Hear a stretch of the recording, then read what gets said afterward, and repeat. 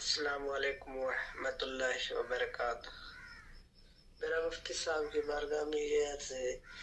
کہ اگر کوئی مرشد بنایا جاتا ہے اور اس کی داڑھی جو ہے ایک مٹھی سے کم ہے تو کیا اس کو مرشد بنانا کیسے؟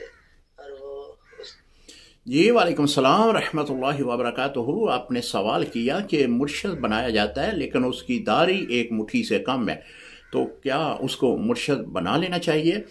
سید اعلیٰ حضرت امام احمد رضا خان بریلوی رحمۃ اللہ تعالی علیہ نے اپنے فتاوی رضویہ کے اندر مرشد پکڑنے کی جو اوصاف ہیں وہ بیان کی ہیں کہ اگر وہ اوصاف وہ شرائط اگر کسی کے اندر موجود ہیں تو آپ اس سے مرشد پکڑ سکتے ہیں، لیکن آپ کا سوال یہ ہے کہ اس بندے کی داڑھی سنت کے مطابق نہیں ہے۔ جو مرشد بن گیا لیکن اپنے چہرے کے اوپر حضور علیہ الصلوۃ والسلام کی سنت کو سجانے سے گریز کر رہا ہے، وہ کس طرح اپنے مریدین کو حضور علیہ الصلوۃ والسلام کی تعلیمات کا وہ درس دے گا؟ کیونکہ جس کا چہرہ ہی سنت کے مطابق نہیں ہے، جو ظاہری طور پر اس نے اپنے آپ کو حضور علیہ الصلوۃ والسلام کی سنت سے مزین نہیں کیا ہوا، تو میرے بھائی وہ کس انداز میں آپ کو حضور علیہ الصلوۃ والسلام کی سنت پہ عمل کرنے کے بارے میں آگاہی دے گا؟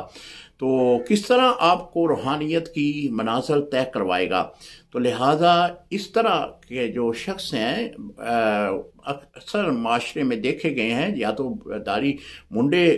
آج کل پیر بنے ہوئے ہیں، یا داڑھی خسخسی یعنی چھوٹی داڑھی معمولی سی داڑھی رکھ کر مرشد بنے ہوئے ہیں۔ یہ لوگ جو ہیں اپنے اوپر ہی حضور علیہ الصلوۃ والسلام کے دین کا نفاذ نہیں کر رہے، اپنے اوپر ہی حضور علیہ الصلوۃ والسلام کے چہرے آپ کے جو سنت ہے اس کو اپنے چہرے کے اوپر سجا نہیں رہے، تو لہٰذا ان ایسے لوگوں سے پرہیز کریں۔ بہت سارے اللہ تعالیٰ نے بڑے کامل قسم کے پاکستان کی دھرتی پہ اللہ کے بزرگ پیدا کیے ہیں، آپ کسی کے پاس چلے جائیں جن کے اندر روحانیت بھی ہو، جن کے اندر شریعت کے مطابق اللہ تعالیٰ نے